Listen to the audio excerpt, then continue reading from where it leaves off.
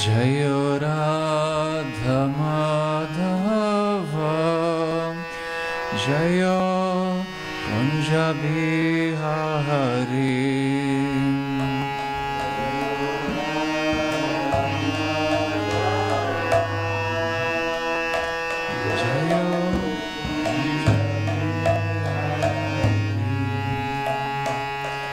Jayo Radha Madhava Jayo Kunja Bihari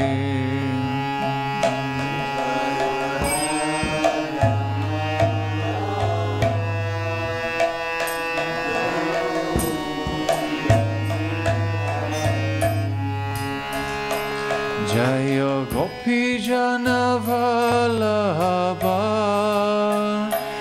Jayo Girivaradhari Jayo Girivaradhari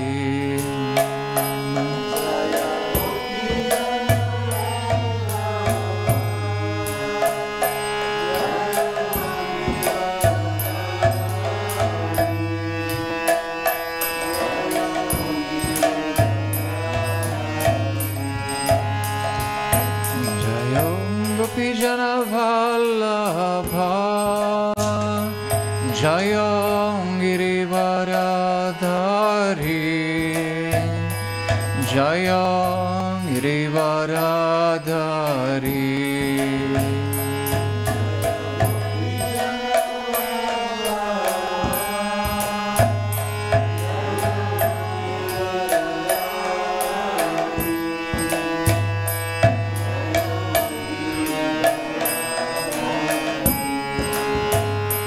Jayo Yashodanandana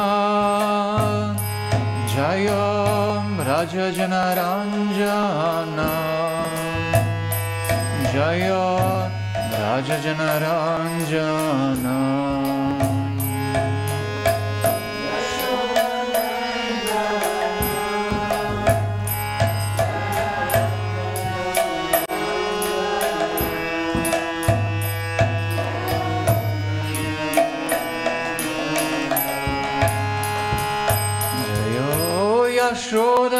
Yashodanandana Jayo Rajajanaranjana Jayo Rajajanaranjana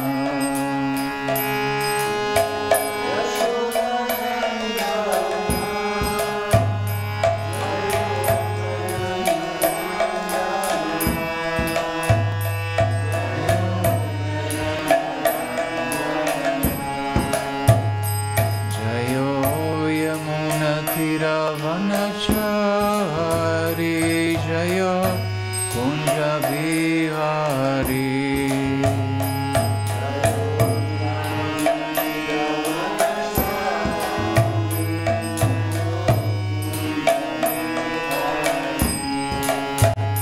Jayo Yamuna Tira Vanachari Jayo Kunja Bihari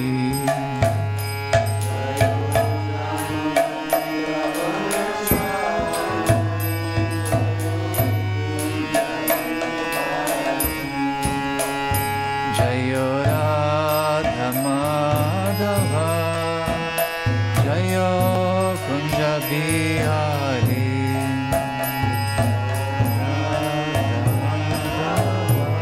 Jayo Kunja Bihari Jayo Gopi Jana Vallabha Jayo Girivaradhari Jayo Girivaradhari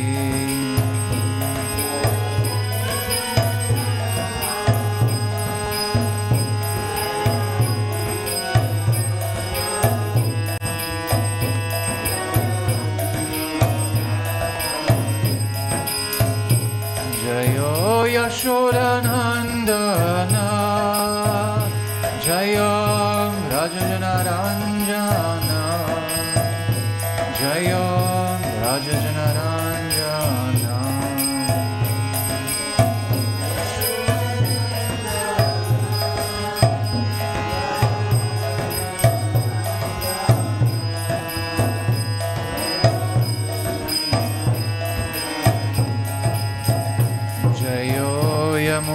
Viravanachari Jayo Kunja Bihari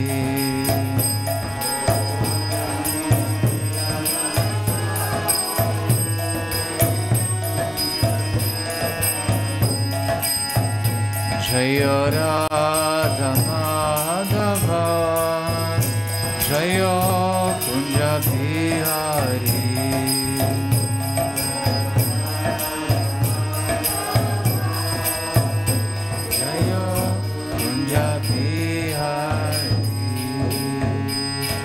Shri Radha Madhava ki jai, Shri Gaura Nitai ki jai, Shri Prabhupada ki jai, Nitai Gaur Premanande, Hari Hari Bol.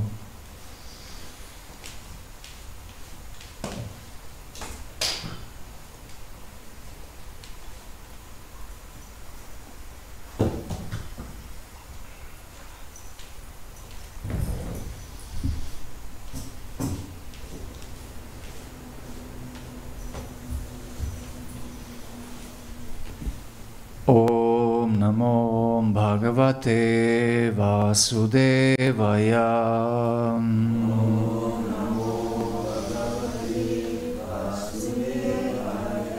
Om Namo Bhagavate Vasudevaya.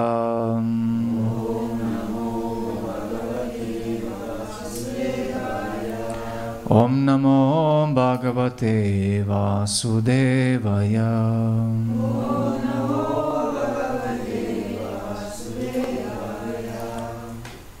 So we'll be reading this morning from 5th canto, 2nd chapter, called The Activities of Maharaj Agnidra, text 6.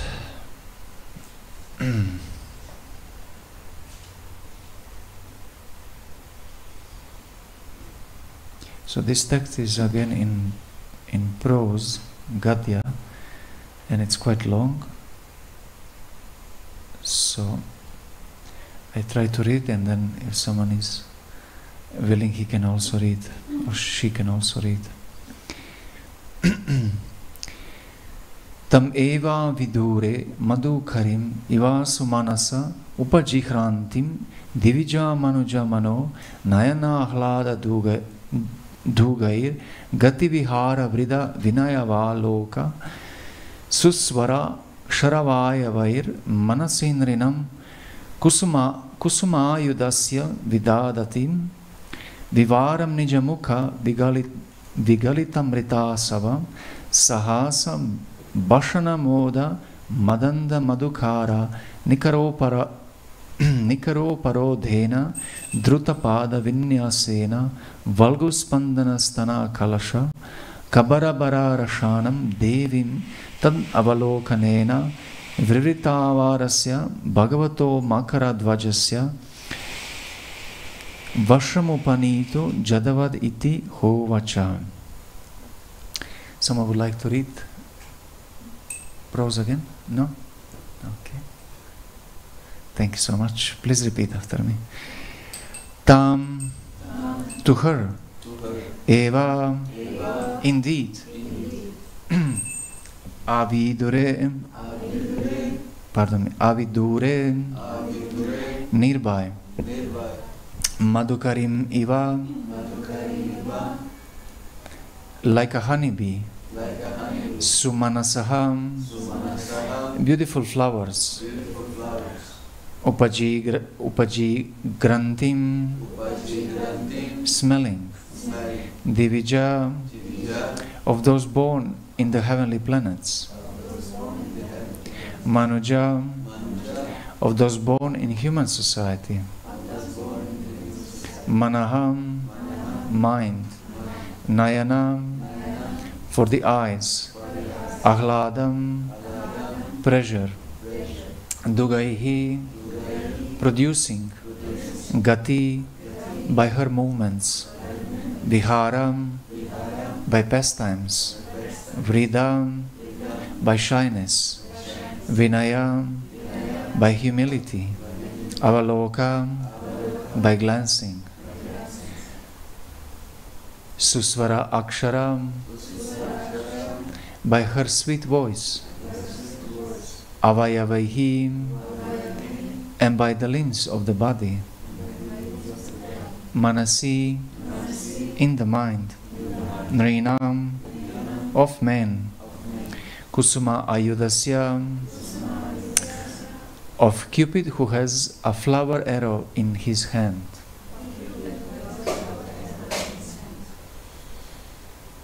Vidadatim, making. Vivaram, oral reception. Nijamukam, from her own mouth. Vigalitam, pouring out.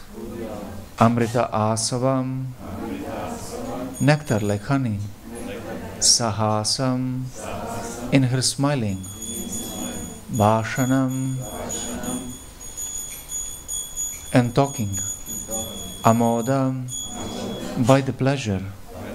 Mada andam, blinded by intoxication. Madhukaram, pardon, of bees. Nikara, by groups. Uparodhenam, because of being surrounded. Drutam, hasty. Padam, of feet. Vinyasenam, by stylish stepping. Valgu, a little. Spandanam, moving. Stanam, breasts. Kalasha, like water posts. Kabaram, of her braids of hair. Bharam, weight. Rashanam, the belt upon the hips. Devim, the goddess. Tat avalokanenam, simply by seeing her. Vivrita avasaraya, Vivrita avasarasya, taking the opportunity of. Bhagavataham, of the greatly powerful. Makaradvajasya, of Cupid. Vasham, under the control. Upanitaham, being brought in. Jadavat, as if stunned. Iti, thus. Ha, certainly. Uvacham, he said. Translation and purport by His Divine Grace A.C. Bhaktivedanta Swami Prabhupada. Like a honeybee, the Apsara smelled the beautiful and attractive flowers. She could attract the minds and vision of both humans and demigods by her playful movements, her shyness and humility, her glances, the very pleasing sounds that poured from her mouth as she spoke, and the motion of her limbs. By all these qualities she opened for Cupid, who bears an arrow of flowers, a path of oral reception into the minds of men. When she spoke, nectar seemed to flow from her mouth. As she breathed, the bees, mad for the taste of her breath, tried to hover about her beautiful lotus-like eyes. Disturbed by the bees, she tried to move hastily. But as she raised her feet to walk quickly, her hair, the belt on her hips, and her breasts, which were like the water jugs, also moved in a way that made her extremely beautiful and attractive. Indeed, she seemed to be making a path for the entrance of Cupid, who is most powerful. Therefore, the prince, completely subdued by seeing her, spoke to her as follows. Purport.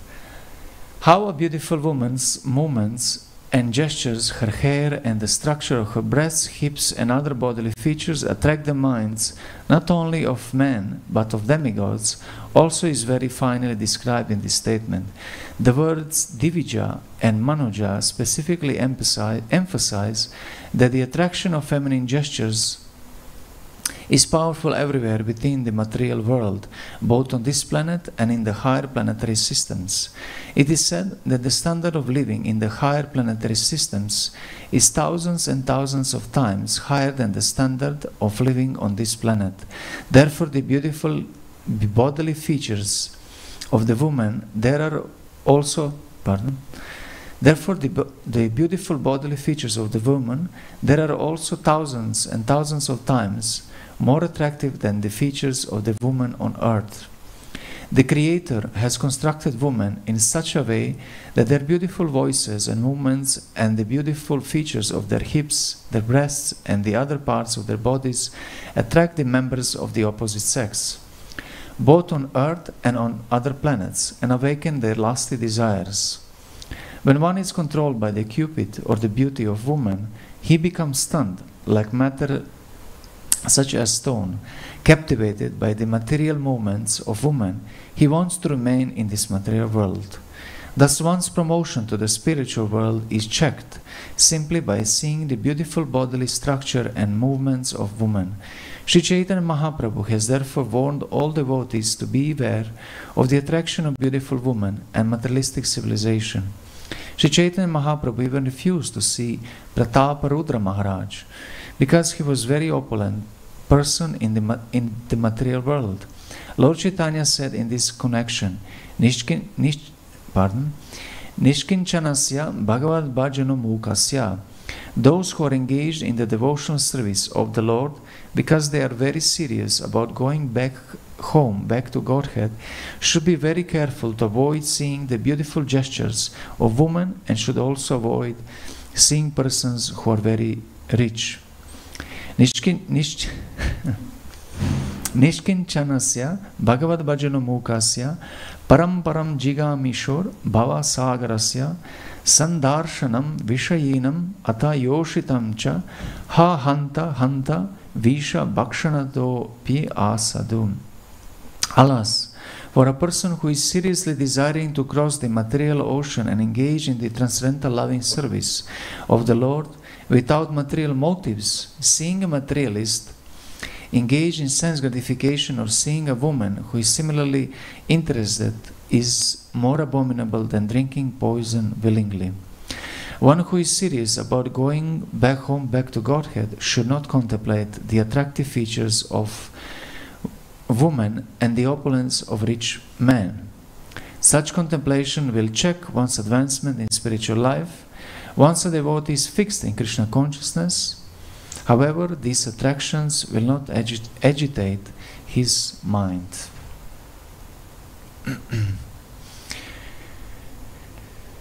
So, as we said yesterday as well, before everything, my apologies for again giving a class 2 days in a row, because yesterday it was not my turn and today it's my turn. Yesterday I changed Damodar Prasad Prabhu and today I have to do again. So yesterday we said how Lord Chaitanya Mahaprabhu is Bhagavad Pracharaka, the promoters of the Tattva and Rasa of Srimad Bhagavatam, and therefore he said Shri Bhagavat Rasa Tattva Korila Prachara Krishna Tulya Bhagavata Janaila Samsara, that he came to promote the truths and mellows of Srimad Bhagavatam, Korila Prachara, and because this Srimad Bhagavatam is not different from Krishna Tulya Bhagavata. Tulya means identical with, and if it's identical with Krishna, then it can liberate person from the ocean of sense enjoyment. And Srimad Bhagavatam is Shabda Brahman, and Krishna is having two features of Brahman. One is Para Brahman. He is a person and his thoughts and words are Shabda Brahman, and therefore Srimad Bhagavatam, being the thoughts and words of Krishna, is not different from Krishna. This is how Krishna thinks about him and his energies, and how also his devotees think about him and Krishna's energies. So the role of a guru is to teach a student into Bhagavad Tattvarasa, it is said in the beginning of Srimad Bhagavatam, then the Rasikas and Bhavukas are very much interested into relishing the remnants coming from the mouth of Shukadeva Goswami.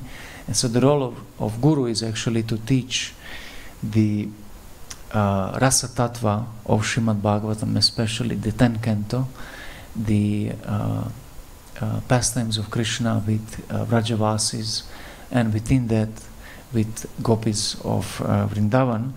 And usually these pastimes of gopis of Vrindavan with Krishna are easily mistaken for pastimes like this, worldly pastimes, because sometimes the iron looks like gold, but they are completely different. Kama, prema, vilakshana, they are the lust and love. They are completely different, and therefore, in order to come to 10th canto, it's very important to purify our understanding of lust and love, and how to engage our senses for the pleasure of Krishna.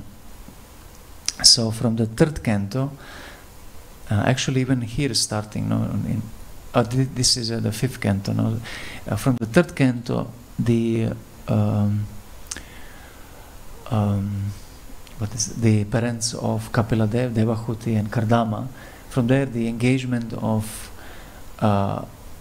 Purusha and Prakriti, starting in all the way till 10th canto, is explaining different aspects of engagement of Purusha and Prakriti, and finally giving the most purest engagement of senses of gopis. So although the Krishna Lila and the worldly engagements, Vyavahar Lila, they look the same, but the difference is actually in desire. Because in worldly affairs, the person wants to satisfy his own senses, Atmandriya, but in Krishna's pastimes, devotees, they want to please the senses of Krishna, Krishnendriya. Atmandriya, Atmandriya Pritivancha, Dare Prema, Dare Atmandriya Pritivancha, Dare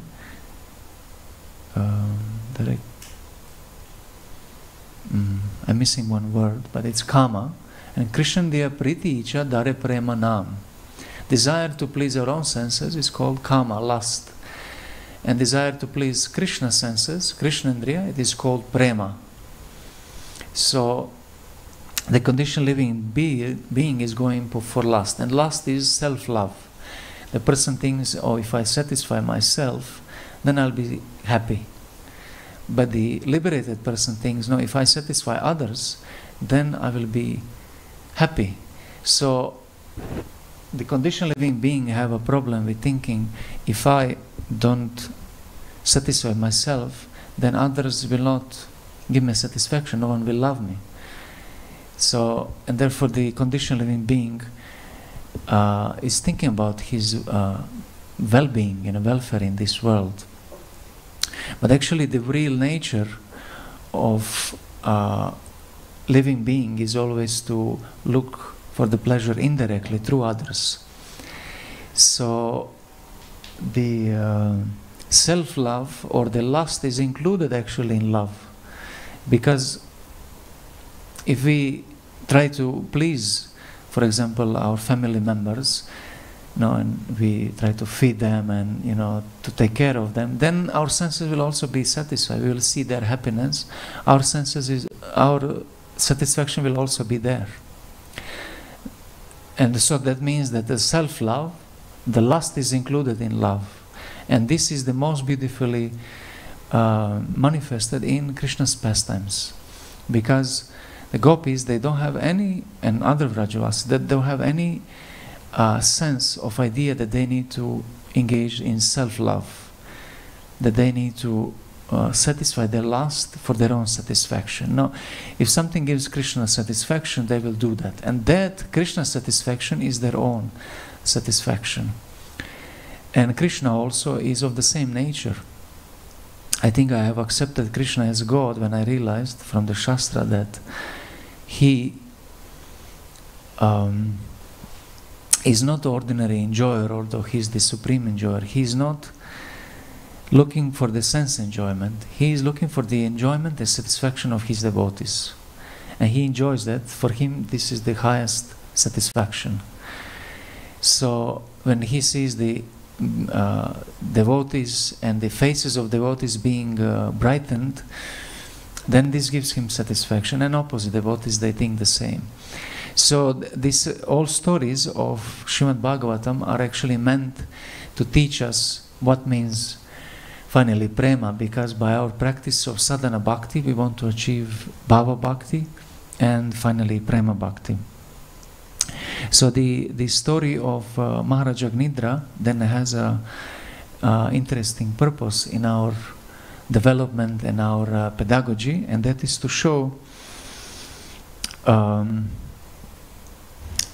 first of all how Maharaj Priyavrata, although he had been a great devotee, he got a son who had material desire to be promoted to Pitriloka, to get also to get to beget sons who I forgot the specific reason, but to get sons in connection with him going to Pitriloka. So in order to get such sons, he had to perform austerities to get very empowered sons, and Lord Brahma, being the manager of universe, he knew his desire, and therefore he sent him a Purvachiti, the heavenly Apsara, the courtesan, and to enamor him, and in order to get these sons. So many interesting points in their relationship, but as yesterday we have said that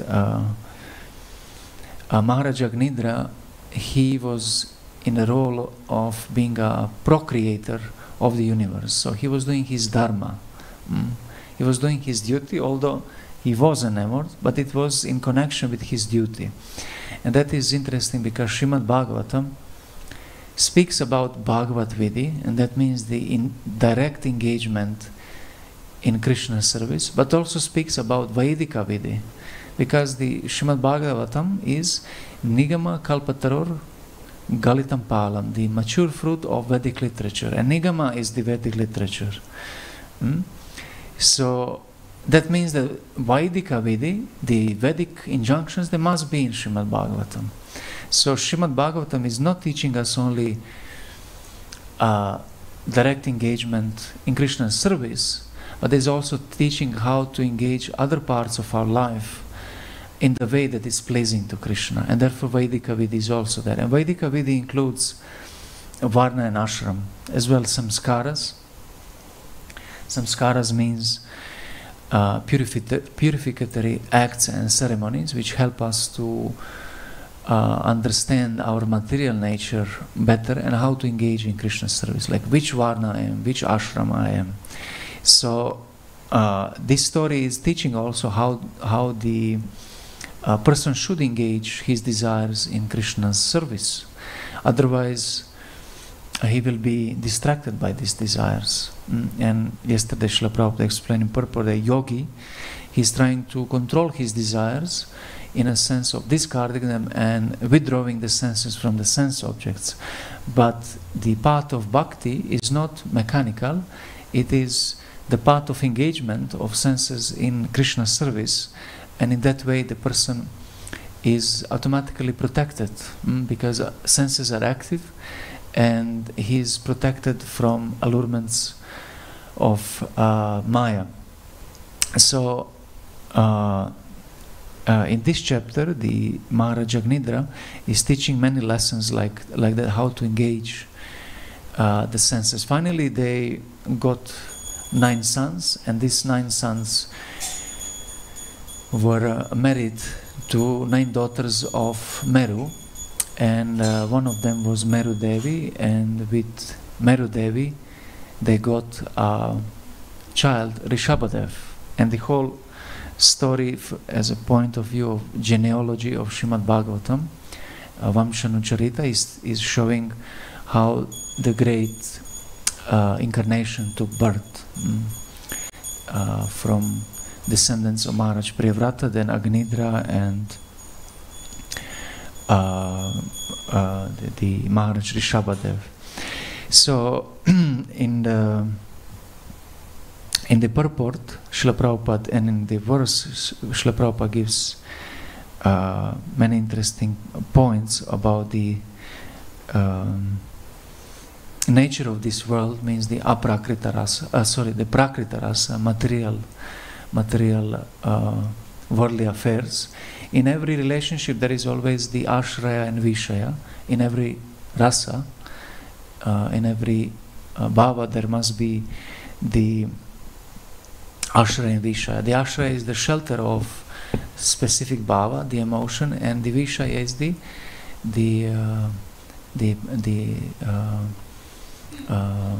object of that affection and love.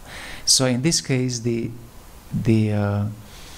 Maharaj Agnidra, he was the ashraya of that emotion, and the vishaya was Apsara Purvachiti.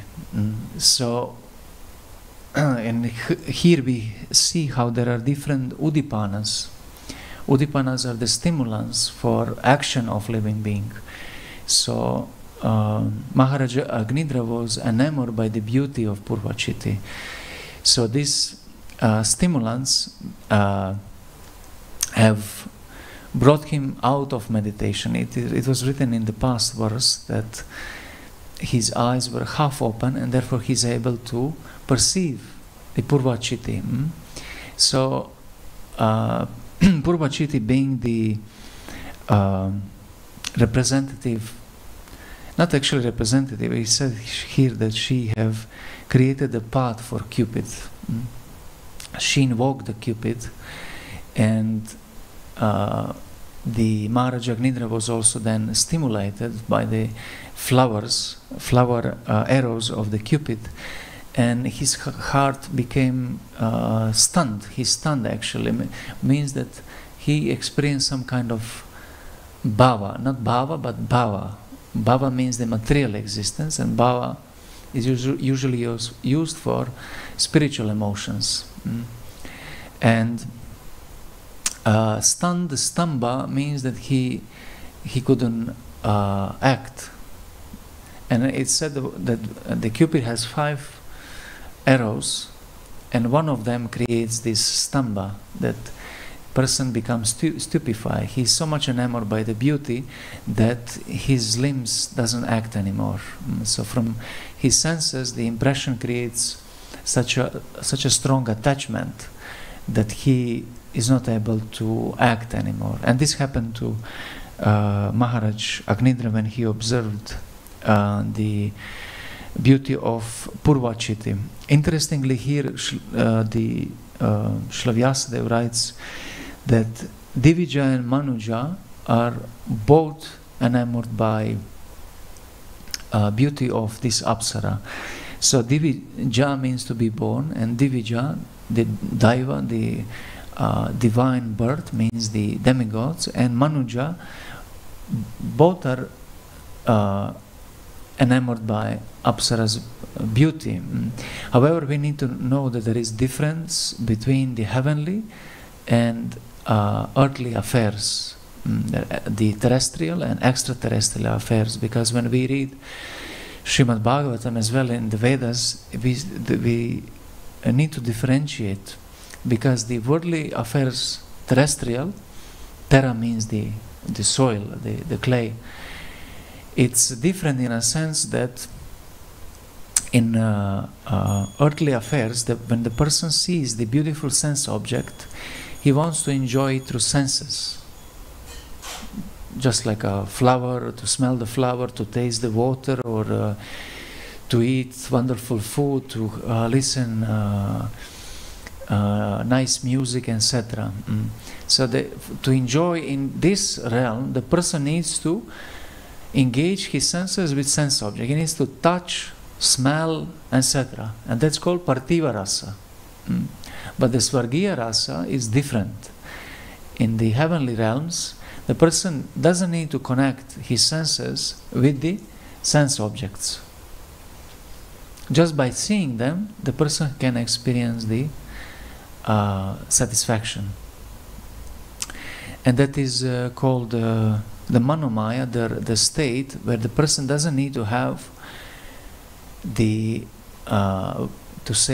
let's say, a real object in order to enjoy it. For example, like this, let's say this is a table.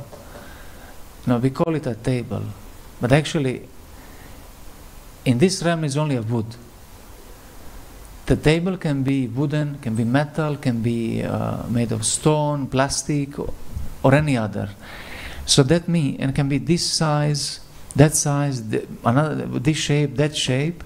So that means that the table is different from matter, from the material which is made of. You understand the point? So there is two actually objects. One is 5 material elements, and these elements, they create the shape and the form, but actually the table, the concept of table is different from the table.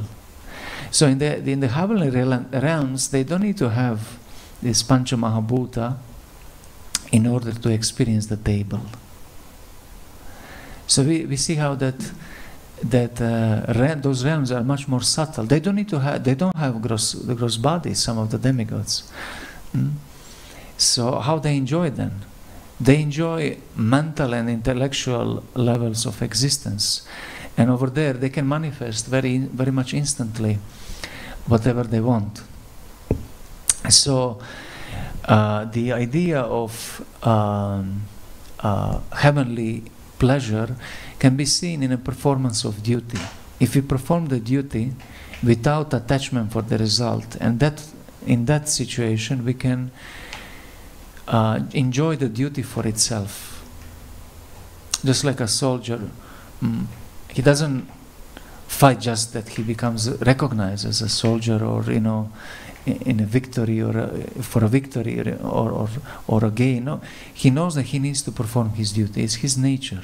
So within that, he's already enjoying his nature. So therefore, Krishna in Bhagavad Gita says it's better to perform your duty perfectly than people's duty imperfectly. It's a very important point, because the whole thing about spiritual life is self-realization. So if you do other people duty, you will not become self-realized. Like, what is my nature? My swadharma, material and spiritual. So therefore it's better to find your own nature and then engage in Krishna's service. In that way you will always be self-developing and much more pleasing to Krishna. So the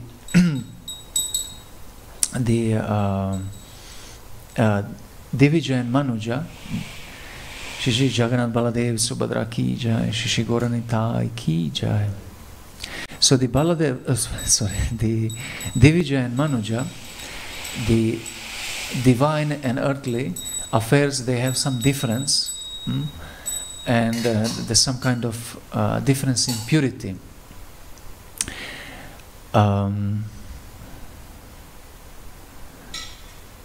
There was one point. Yes, the problem with both Divija and Manuja is that there is no Sthai Bhava within that. In Sandarbhas, the Jiva Goswami is saying that rasas in this world, they are actually not real rasas, because they don't fulfill all elements. Rasa samagri, or the ingredients of rasa, must be there. First one is the affection, the rati, also called Sthai Bhava. And what means Sthai Bhava? Means the permanent emotion. So there is no such thing in this world. Why is like that? Because the form changes. Just like the mother is enjoying the Vatsalya rasa with a child, with a small baby, with child and toddler, etc. But when this child comes in teenage, it's still Vatsalya, but where is that like Balya Vilas, it's not there anymore. Or like the boy likes beautiful girl and then she becomes old. So where is the rasa anymore? It's not there. So that is the biggest problem in this world for a conditioned living being. There is no sthāyi bhava, and therefore you can't enjoy completely in this world. And this thing is many times the impetus for self-inquiry about the purpose of life. Like, why I'm not happy, why I can't enjoy, why I need to suffer. Because there is no sthāyi bhava, that's the main thing. And if we are looking for sthāyi bhava and we are not finding it here, that means that this sthāyi bhava must exist somewhere else. Logical, it must exist in some another realm, and so we should look for that. And finally, Srimad Bhagavatam reveals that this sthāyi bhava means that must be eternal world where you can engage with eternal person, and that means God by definition, eternal person, Supreme Personality of Godhead. So those people who become serious, is said in this verse and purport, those who are serious about spiritual life, they should never contemplate about prakrita rasa, about being engaged in sense enjoyment. And he said here it's like a poison,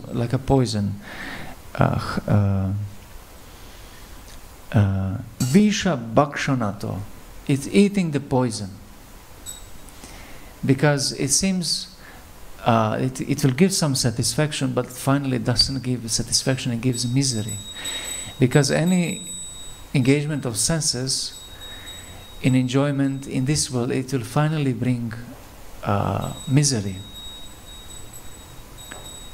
Finally brings misery. Just like drinking water, you need to pass it later. Eating and any engagement, it brings misery finally.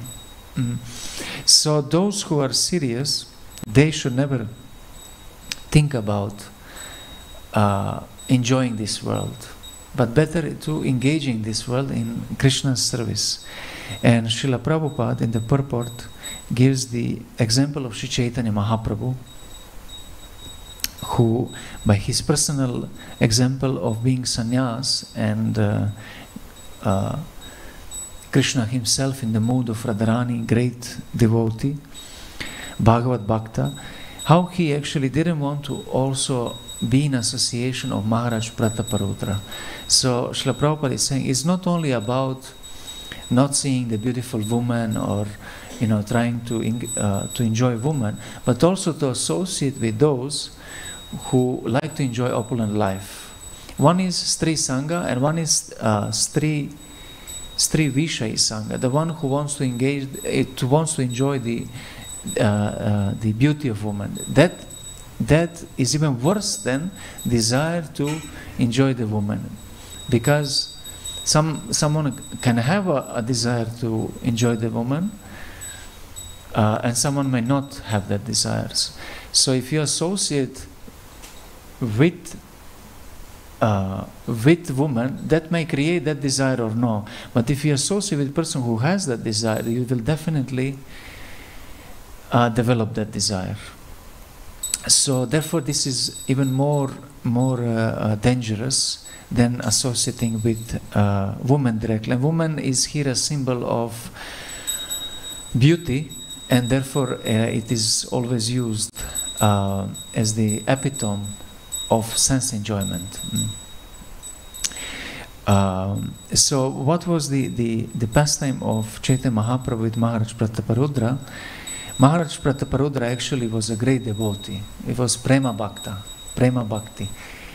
But because of his position, Chaitanya Mahaprabhu never wanted to associate with him. So he was looking for different ways to do that. And Sarvabhauma Bhattacharya was his advisor in Jagannath Puri, and he asked him, can you please make a darshan, an interview with Chaitanya Mahaprabhu? And Chaitanya Mahaprabhu said, there's no possibility, everyone will mock me and make fun of me. What kind of sannyas you are? You are associated with king, and it's known that kings are engaged in sense enjoyment, so how can I associate with you? And therefore Chaitanya Mahaprabhu said this statement, Nishkinchanasya Bhagavad Bhajana Mukasya, that those who are engaging in the devotional service of the Lord, because they are very serious about going back home, back to Godhead, should be very careful to avoid seeing the beautiful gestures of women, and should also avoid seeing persons who are very rich. So the point here is not actually about the beauty and about the richness of the king and woman. It's about trying to enjoy them, about desire to enjoy them. Because Maharaj Yudhishthir was a great king, and had a wonderful wife, Draupadi, but he was a great devotee. So it's not about the opulence or the beauty, it's about how we engage them, either for our senses or for the senses of Krishna. Because the point of yoga is actually of engaging the senses, not about disengaging the senses. There is a disengagement of senses because we need to purify ourselves from anarthas, and therefore we disengage the senses. But the natural state of the living being is to engage the senses. And why we engage the senses? For the pleasure of Krishna. Just like beautifying the altar in so many wonderful ways. That means engaging the senses. That's the natural state of a living being, the cooking and cleaning and beautifying and decorating and worshipping and so many other ways. So then why we disengage the senses? We disengage the senses from pleasing our own senses. And that is the point of yoga, the yama and niyama, the rules and regulations, and the vidya and nisheda. So how finally the Maharaj Prataparudra was able to associate with Krishna, with Chaitanya Mahaprabhu? He gave a request, a petition, a nivedana to his governor, one of the governors in present-day Andhra Pradesh, means Ramananda Rai, to say some good words about him. That how he always adores Chaitanya Mahaprabhu and appreciates him. So in that way, hearing that from the mouth of Ramananda Rai, who is Vishaka herself, Chaitanya Mahaprabhu's heart softened. Although he is king, he is a devotee. And slowly Chaitanya Mahaprabhu heard about the devotion of Maharaj Prataparudra, and finally on the day of Ratha Yatra, Chaitanya Mahaprabhu saw that Maharaj Prataparudra, although great king, he is engaged in sweeping the road for Jagannath Baladev Subhadra, and he accepted him as devotee. And Sarvabhauma Bhattacharya also instructed, when Chaitanya Mahaprabhu will be going to the garden of Lord Jagannath after the Ratha Yatra, to take rest, at that time he will be in great ecstasy. At that time you read the 5 chapters of Srimad Bhagavatam, Pancharasa Adhyaya, from 10th canto, to him in that ecstasy, and then he will fully accept you. So he did that like that. When Lord Chaitanya was in the ecstasy, he massaged his feet and he started to narrate the 5 chapters of Srimad Bhagavatam. Then when Chaitanya Mahaprabhu opened the eyes, he even didn't ask, "Oh, who are you? You are a great king," this, that. No, he already knew in his mystical vision, this is my great devotee. And since that time, Maharaj Prataparudra was accepted in the association of Chaitanya Mahaprabhu. So the point here also is explained about Sadhu Sangha and Asa Sangha Tyaga, the association with devotees and renunciation of Asat Sangha. And Sangha actually, it's not just meeting people, for example, in your job or on the street or etc. It's actually very, very close, like to have friends. Like every good parent is saying to child, you should associate with good persons. And good person means sadjana or sadhu. So every parent is worried or is caring about his own child, and therefore telling to, you should associate with good persons. Therefore sadhu sangha is very important. What is the sadhu sangha? Krishna kripaya sadhu sanghe rati buddhipaya. The definition is that the association of saintly persons received by the mercy of Krishna. Krishna kripaya sadhu sanghe rati buddhipaya. It is increasing the affection and understanding of Krishna. So sadhu sangha, it doesn't mean just to come to temple or to meet devotees and mingle here and there. No, sadhu sangha means to look for those who already have the affection and understanding of Krishna. So it means senior devotees. Senior doesn't mean only by age, means how much this devotee is mature in his bhakti. So then this association will create in us steadiness, because we will be attracted by their personality, by their inner peace, satisfaction and devotion, and slowly we'll be engaging our senses in Krishna's service, not only senses, by kaya, manas and vak, the words, mind, and the words, mind and body, and by slowly engaging them all three will become fixed in Krishna consciousness. And the end of the purpose, Srila Prabhupada says, once a devotee is fixed in Krishna consciousness, however, these attractions will not agitate his mind. And what means to be fixed means the level of nishta. And what means nishta? Nishta means engaging all three, the body, mind and senses, in Krishna's service. We can become fixed first in one, like let's say always engage our body in Krishna's service, and then try to develop other two, and that's good to say strategy to conquer our own existence, material existence, and then engage our words to speak only about Krishna and topics connected with Krishna, not to do prajalpa, and then finally to engage our mind to always think about Krishna. This story finally about the Maharaja Agnidra and Purvachiti is teaching us that about how we engage our mind, we will achieve that. Maharaja Agnidra was on the end of life thinking about Purvachiti and how to achieve Pitriloka, to be reunited with her. And Bhagavad Gita is saying, whatever we think about at the end of life, we definitely achieve that. And if someone thinks about Krishna, ante narayana spritihi, then through that smarana, he will create bhava or spiritual existence.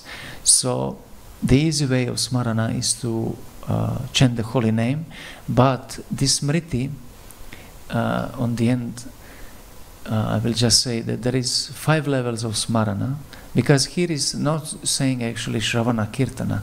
Sometimes devotees living body and there is a, very loud kirtan, and it's fine to say the holy name in the ear of the body living person, but we can't disturb him by musical performance and loud vumpers, and that's not smriti. There's not smarana. Smarana has 5 levels: smarana, dharana, dhyana, dhruva, anusmriti and samadhi. This antanarayana smriti means samadhi.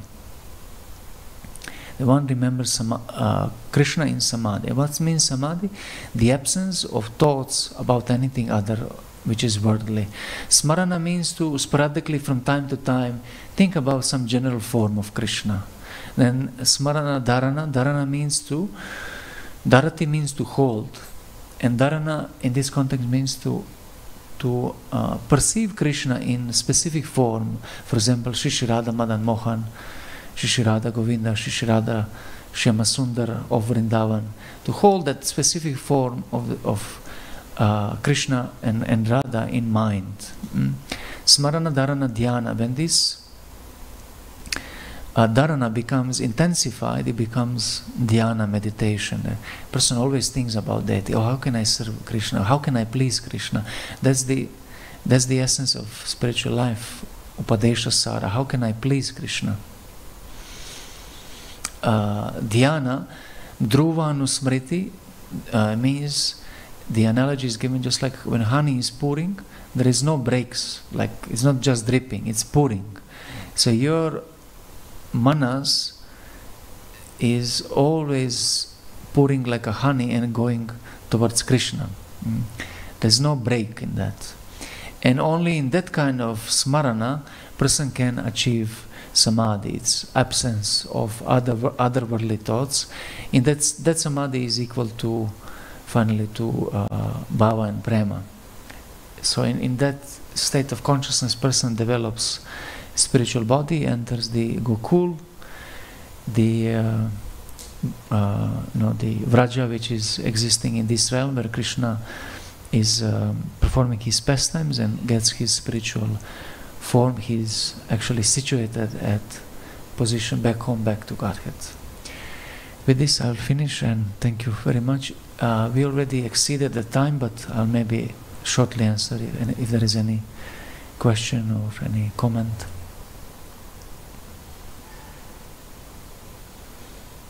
Yes, Mataji.